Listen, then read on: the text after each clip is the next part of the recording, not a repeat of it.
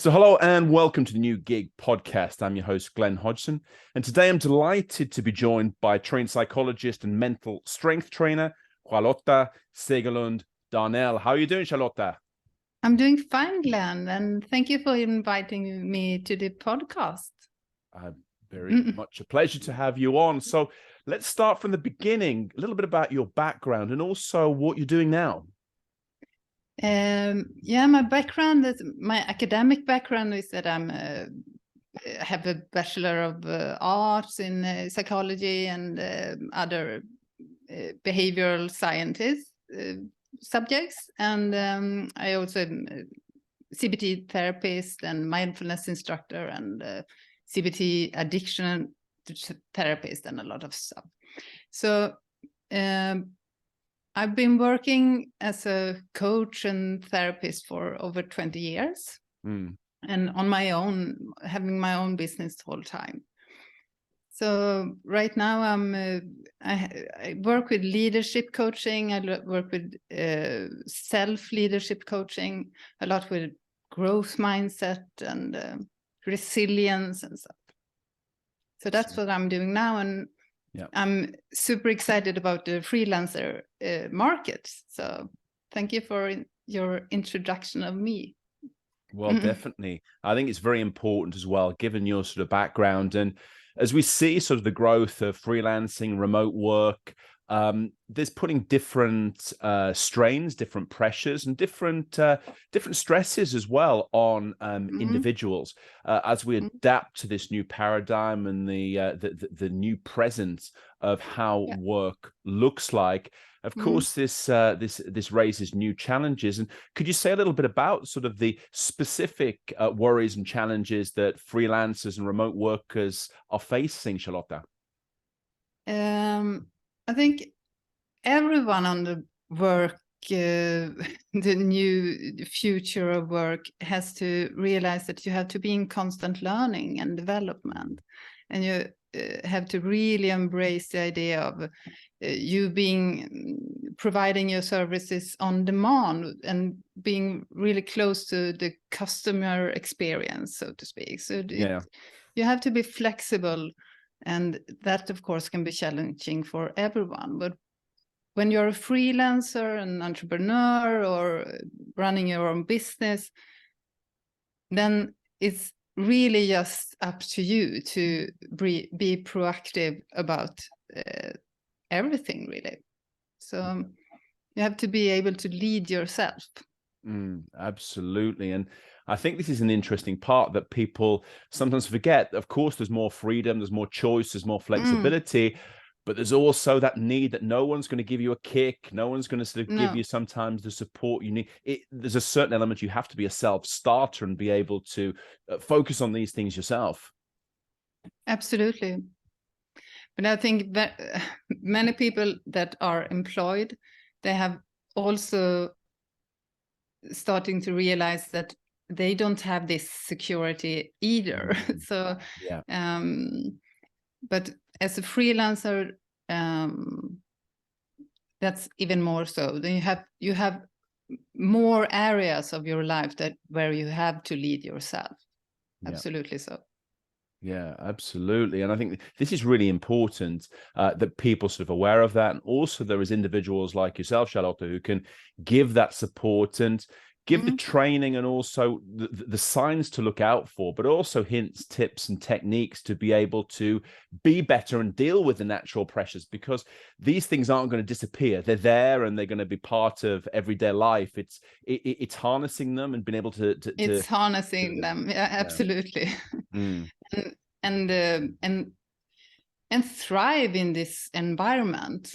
Really, must be a main goal. And I think that I know a lot of freelancers, when they took the leap or when they started freelancing, I'm quite sure, I haven't talked to all of them, but I'm quite sure that many of them had the idea that they wanted to have larger control of their lives.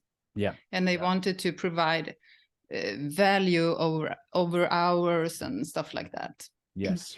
So I think that's a start for at least the one who are knowledge workers or so. Yeah. But after a while, and maybe in the beginning when you're building your business, you can easily get in this loop of just performance, and crash in the evening or crash after a week or two. Right. And that's really not sustainable in the long run. So you have to be proactive of your mental health, really. I think that's important because, as you say, you can for a short period of time, it's like running. For a short period of time, you can sprint, but you take it over the space of an hour or several hours, it's impossible. You can't just keep going at that pace. You need the motivation, you need the consistency, but you need to be able to sort of work out how you can keep going over sort of the marathon length, which is starting a business. And of course, every day there's new challenges and there's new stresses which will be thrown upon you. But the life hack is really to get the recovery from stressors in the flow, in the daily flow of work. Okay, yeah. And how does this work? Yeah, Charlotte? how does it work? Give us a few of the sort of hints and tips or things that you see in your daily life with customers and clients. There's so many life hacks that you can use to get this going in your daily life. And of course, I will say that everyone should start meditating, because when you meditate, you train your brain, you train your prefrontal cortex. And there is actually from your prefrontal cortex where you can lead yourself. But if meditating isn't something you want to start with right away, you can always use a breathing exercise throughout the day. Yeah. So if you just use them regularly or after one task or so, you don't have to crash in the evening. You can you recover in the flow. So breathing exercise, and also landing in the body, because when you're consciousness, you don't stress as much. So, and our senses are always present. They are not, so you can smell, you can taste, you can see, you can listen. And when you do that, you kind of force yourself to land in the present moment. And that is some micro tips that you can do throughout your day. Yeah, absolutely. Well, that's really important, things that people need to learn. And I guess there are some overarching sort of themes and activities that people can do, but there's also a lot of tailoring to the individual, given their personality type or what they struggle more with than maybe someone else. And that's why conversations like this, they always sound so fussy, and I'm always on this general level. But when you work with a person, you of course you customize the plan for them. You work with thoughts, the emotions, and the plan for that. Yeah. And it's a case now that, more than ever before, mental health is being talked about in a personal and professional setting. Yes. Are sort of freelancers and remote workers more prone to mental health issues than a traditional 9-to-5 worker, or is there no real rule you can take out against this, Charlotta? I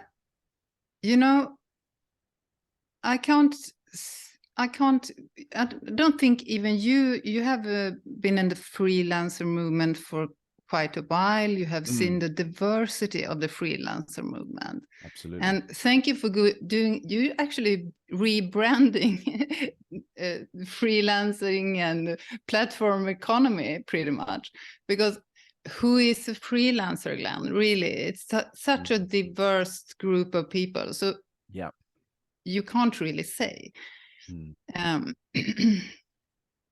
And I think that's the thing, because now it's sort of evolving as well, and as more and more people are taking on the freelance lifestyle, and it's everyone from IT consultants to Exactly. healthcare professionals, all the way through to artists, models, and musicians. I mean, it's such a full spectrum of skills, personality types, but also jobs that are involved within there. So I think we can't really answer the question if they are more predisposed, more in danger of having mental issues. But of course, you often work alone, and you often have to build your own personal brand on social media, for example. And it's challenging. You're exposed all the time. So you have to have a plan for that. You have to be really resilient about these things. Yes. And I would say if you're going to do just one thing, or two, you have to have good stress management at some level. But it's to grow, to cultivate a growth mindset, to accept the deep fact that I'm going to be a learning creature all my life, and I'm not exposed as being a fraud if there's something that I don't know how to do. I'm just always exploring, developing. I don't think it would be, if you're just going to go for one mindset, go for growth mindset. And I think you're really onto something interesting here, because traditionally the idea of a job in the workforce was that you started out as a kind of a trainee, or you learnt your trade, then you got better, then you got an expert, and by the time you're between 40 and 60, you kind of knew everything, you were coasting, you wouldn't work as hard, getting ready for retirement, you do less, but you get paid more money, and that was kind of the sort of the pyramid that you worked up. But it's changed now. It has changed now, and the one who doesn't see that change will have major problems, even if they have a job or not. Because in the face that things are changing, where 50% of our work knowledge today will be completely obsolete in a couple of years, you really, it doesn't. And I love to talk about this, and I have to. Who's the expert in this revolutionary time? Who is it really? Because I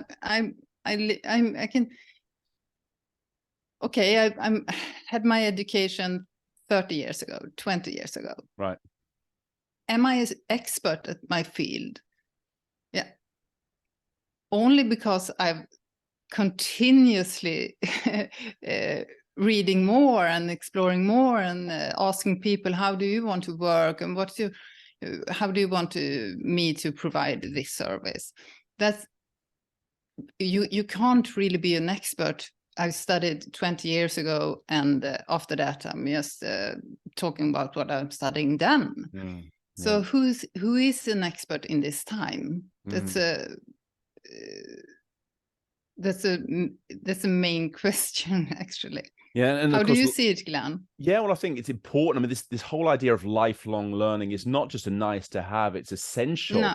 And I think anyone who wants to succeed, who wants to be relevant, and wants to give value. I mean, in a company setting, or a personal, professional setting, you need to be able to give value. And if you're not up to date, and I think that now with digitalization, as you said there, Charlotta, things are moving much more quickly. And you know, it used to be the case your knowledge would be sort of relevant and up to date for maybe 5 years. Now it's not even 5 months. No, no, it's not. It's not. And you have to put learning into your self-leadership for real. You really have to do that. Yeah, because you talked about sort of building your image and building your brand, but also it's building your personality and your skill sets, investing in yourself. And let's be honest, no one's going to do it for you. You have to seek out these things. And of course, there's great resources, there's great individuals can help you with all facets of your daily life, professionally and personally. But you need to be open to seek that out to make these things work. Yes, but you know, Glenn, if you are not having a growth mindset, if you have a fixed mindset, then you have the idea of that for one, intelligence can't be improved. You have a talent or you don't have a talent. And your main goal is to show the world how much you can really, and how good you are at stuff. And then you don't want to be around people who knows more. Okay, dangerous. Because your main, no, exactly. And you're threatened by people who knows more than you do. Yeah. And that night, sorry. And I was just going to think, can you reset this? I mean, if you don't have a growth mindset, can you actually explore that and find that? Yes, of course, because we are learning creatures. We learn stuff all the time. We start learning when we are infant. We imitate body language. We learn how to speak. We can learn all our lives, really. And it's not that you have a fixed mindset in every area, or you have a growth mindset in every area. I think because also in society, certainly in English, the expression is that you can't teach an old dog new tricks. I've always thought that's completely wrong. I think that, of course, completely wrong. As a baby or an infant, of course, you've got so many stimuli every day that you're learning more quickly, taking in new things. But the idea that if you get into your 20s, 30s, 40s, you're no longer capable to accept and learn and develop, I think is absolutely crazy. Of course, it's crazy, and just my close relative of mine, she got to be 103. Wow! And when she was 102, they have the she had to live and move in a place, and they had this love drama at the facilities. So of course everything can happen your whole life. Yeah. You just have to be open. You've got to be open for everything, regardless of the age. And I think this is good. And I think that also this sort of ties in the idea of like a physical age and a mental age. You know, you can sort of be a specific number, but of course, if you keep yourself fit, healthy, and also inquisitive through that growth mindset, it doesn't need to be equate with. You know how old I am? You know, biologically, I'm just 37. I'm 51, but I take care of myself so much. But of course, like I think now I'm in my 50s. If I'm always in my comfort zone, and it's very easy to be. I've been working a long time, and you know, but this for me changing to English, but speaking English, but starting writing English, I'm not in my comfort zone. But I just accept the fact that I have to be bad first and improve along the way, you know. And I don't think that. And I mean, if you run your own company or you're a freelancer or whatever, you have to do this. You have to adapt. Because you will be out of business otherwise. But if you have an employment, maybe you don't have to do this. You don't have to go out of your comfort zone. You can sit a bit more still.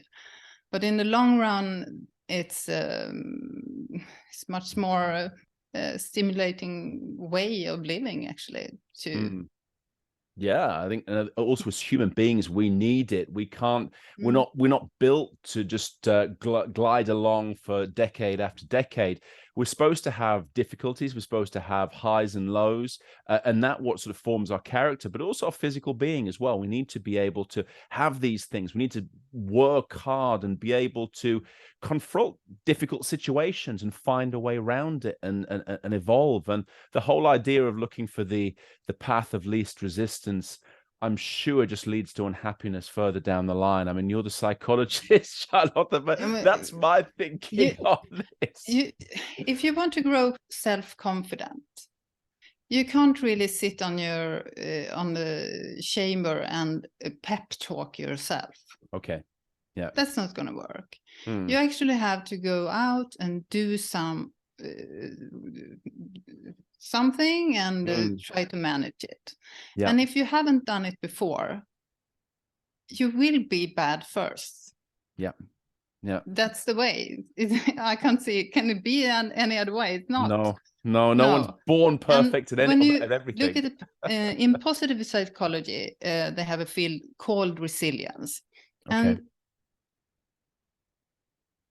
you look at people who are resilient and who bounce back quickly from setbacks and so. Yeah. And one thing is to remind yourself of how did I do when I had a problem before? And remind yourself that I have managed hard things before. Yeah. So it's like a muscle also to work through things or challenging things. It's sort of take it on board, but also to pivot and go in new directions. But also the whole idea of fail fast, which of course came from California and the tech scene as well, which is take on board, don't let it kill you, just sort of move on and be able to take the learnings from it. You either win or you either win or you learn in this life is certainly something I believe in. But you're always learning. Yes. Exactly. And the mindset of people, whether it's entrepreneurs or just people who have sort of traditional jobs, but it's in a more remote setting, I guess that the mindset needs to be established for that to be able to profit and be able to grow within this new landscape. Absolutely. Yeah. And do you see sort of all sectors, not want to give anyone any confidential information, of course, Charlotta, but sort of people from different backgrounds with different jobs, different sort of sectors in which they work, that they're all looking for that kind of psychological strength trainer to be able to give them an extra edge and be able to deal with more things? If there are certain sectors that are more interested in this area, or I've often been contacted from the tech department from quite large corporations. So, and are they more interested? Well, they want to work on their employer branding. Because they want the talents. So often that's why they contact me, because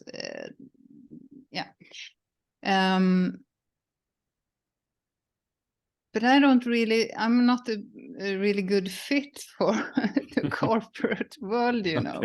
I want things to move a little bit quicker and faster than it does. But I think that's but I don't think that any sector can really not work on these questions of mental health.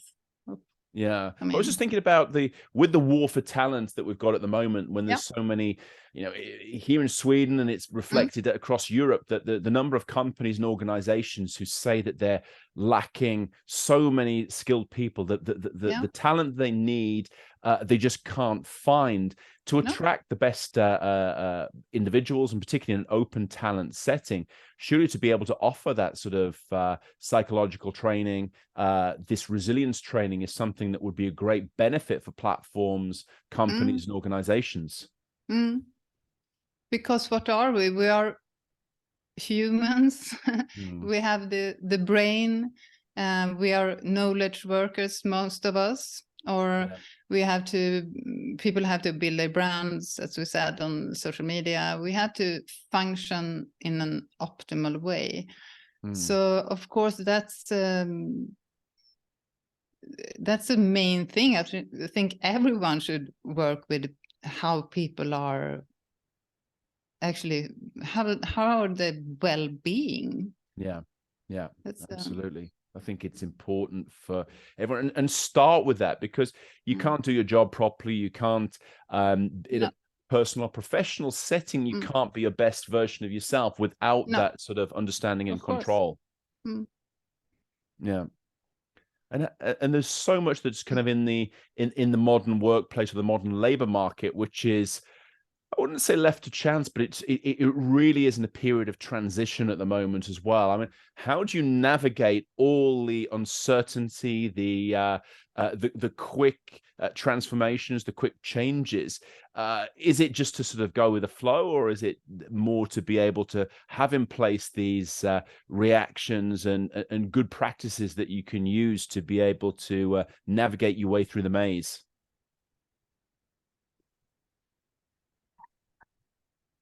If you have a growth mindset, and if you have good stress management, and a good self-leadership, and in the self-leadership, you absolutely have to have things like, how do I, of course, time management, but also how do I really see to that I get focused time for deep work and all this stuff. If you cultivate this kind of mindset for yourself and lead yourself in this direction, this fast changing time will not be a stressor. It will be full of opportunity and fun rather than stresses you out. So yeah, that's interesting to know. And of course, we hear a lot about digitalisation. Digitalisation is a reality in society, in the labour markets, in the workplace. But we hear a lot of psychologists, people from your profession, who say that this is terrible. Screens are destroying society. I know. What's your take on that? I never network with them, because I want to rebrand psychological well-being as you're doing with the freelance movement. I want to talk about opportunities and strengths and so forth. But of course, I can sit here and warn about screen time or everything. But I don't see that as my mission. My mission is to look at the technology and see how can we as persons benefit from this. What can I do with automation? How can I use, I don't know, ChatGPT as my own private secretary? What can I, what can I use? How can this benefit me? So it's you using it as opposed to it using you, I guess, and having that the control and discipline, which are important in other areas of your life. I mean, fire is a great example. It can keep you warm and cook your food, or it can burn your house down, depending on how you use it. So it's the control, I guess, is important within that. And of course, you can, if the offices has been a kind of disruptive factories for people, but as a freelancer or a remote worker with all these notifications all the time, it can be a disruptive factory as well. So you really have to decide when do I respond, and to be not reactive, more of a self-leader then, because if you train your frontal lobes, prefrontal cortex, you can lead yourself. But if you don't, it's easy to get only reactive. So you jump on every ball and you jump on every notification. And that happens to people. They can sit there scrolling for sort of minutes and hours on end because, of course, the algorithm is very smart. It's designed to be able to keep you in there and keep you locked and get you hooked. Yes, but not only scroll for hours. I don't know. I mean, we get messages all the time. And if we're building a brand on social media, you could easily spend your whole day on social media. You could. But that wasn't the case in the first place, was it? It was just showing up. Then it's backwards and forwards. You really have to have a structure and a plan for when do I respond? When do I post? Because you can't do it all day. You will because you lose focus as well every time you respond to something. And I'm very interested in how do you say asynchronous communication? Asynchronous communications, absolutely. Yeah.